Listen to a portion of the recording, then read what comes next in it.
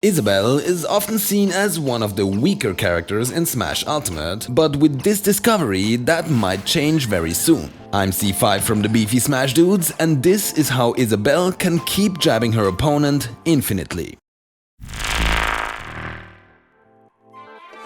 Well, not truly infinitely, but long enough. Since patch 4.0.0, because of a slight change to Isabelle's jabs, this is a true combo until about 250% and leads into a kill confirm. It was discovered by Nery from Mexico, who was also the first person to successfully pull off a 0 to death with it in tournament recently. You cannot shield it and you cannot SDI out of it. All you can do is hope that the Isabelle player messes up their timing, because these aren't just regular old jabs. Performing these jab loops, sometimes also referred to as Wobelle, is harder than you might think, and here's why. Usually, if you simply keep jabbing your opponent as Isabelle, your opponent also can't shield for a few jabs, but they will get pushed backwards as you keep jabbing. So after some jabs, they will be too far away for another jab to connect, letting your opponent escape. If they stand with their back to an edge though, they can't get pushed back, and the knockback of the jab before 250% is too weak to make them fall off. So they just get stuck on that edge, but the game is prepared for these kinds of situations. In this case, Isabelle will push herself back while jabbing, so eventually your opponent will be able to escape again. But here's the thing, Isabelle is actually finished with her jab before her opponent is out of the damage animation. So for just a tiny moment, she can walk forward for a bit in between her jabs, preventing her from getting pushed back and keeping her opponent locked in one jab after another. Once the percent are high enough, she can simply finish her opponent with a down smash.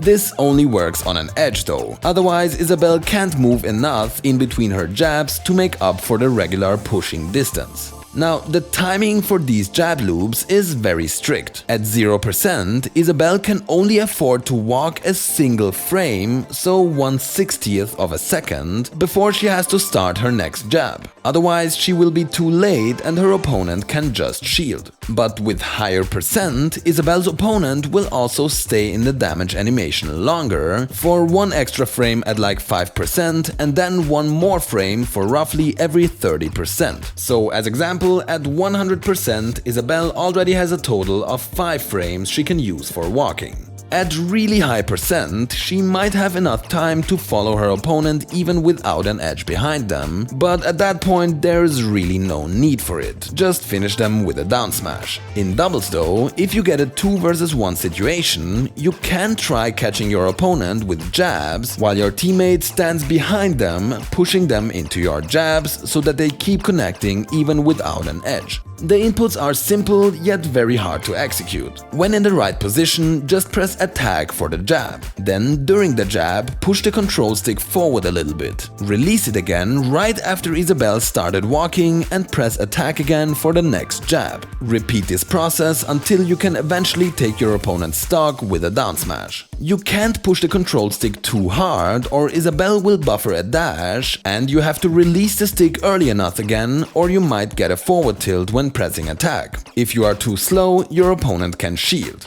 I told you this is really hard, but once you get the muscle memory down, it's just a matter of timing and it gets easier as your opponent's percent rise. If you press attack too early, Isabelle doesn't walk before jabbing again and slightly pushes herself back. Now, this isn't a deal breaker right away. As long as you walk forward every now and then, it can still work even if you don't walk after every single jab. Since down smash is slower than jab, it won't connect until around 90% when your opponent is in the damage animation long enough. But if you want to make sure it actually takes the stock, you should keep jabbing a bit longer. Again, it can be hard to get the right timing on this. Early enough that your opponent can't shield, but not too early or Isabelle just keeps jabbing. The hard part here is that you can't buffer the down smash, because then Isabelle will simply jab instead of down smashing.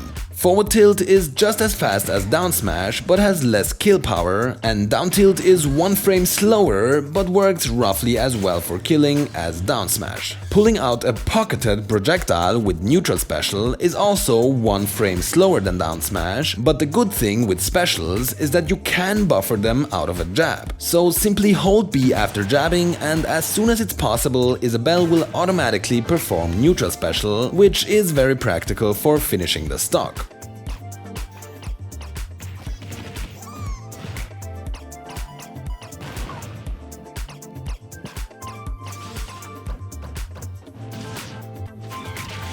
Okay, now that we know how this jab loop works, let's look at some setups for how to get there in the first place. If you can just get a raw jab close to an edge, perfect, but usually it won't be that easy. At very low percent, close to 0, you can try catching a regular ledge getup or a getup attack with a late neutral air. At these percent, the nair won't push your opponent down and combo perfectly into jabs. If you get it that early, you might want to jab regularly a few times before starting to walk in between them. Remember, the more percent your opponent has, the easier it becomes. If the percent are too high for the neutral air to work, you can also just try punishing neutral getup or getup attack with raw jabs. Also at close to 0%, Isabelle's side special, the fishing rod, can lead into jab loops, but only on stages with low platforms. Below a platform, if you get a hook, throw your opponent downwards. Immediately full hop after them and land on the platform with neutral air. If your opponent techs in place, the neutral air will combo into jab loops, and if they tech roll away, you can still follow with jabs. If they don't tech, your neutral air might lock them, but from here it can be hard to transition into the loop because of how far away you have to stand. Getting any closer might cause them to drop off the platform. The same principle can work with Isabelle's down throw, but at a bit higher percent. At those percent, the early neutral air hitbox will knock your opponent off the platform, so make sure you hit the late nair. The sweet spot nair and forward air can also lead into a jab lock situation at low-medium percent, which can then lead into jab loops. Simply hit the landing aerial, run after them, and if they miss the tech close to an edge, lock them with your jab and keep jabbing to hold them in place. You can even walk or dash in between the jab lock to push them closer to the edge before starting the jab loops. If they do tech in place or roll backwards, you might still be able to catch them with your jab. And lastly, some pocketed projectiles or items can also help you get the loops.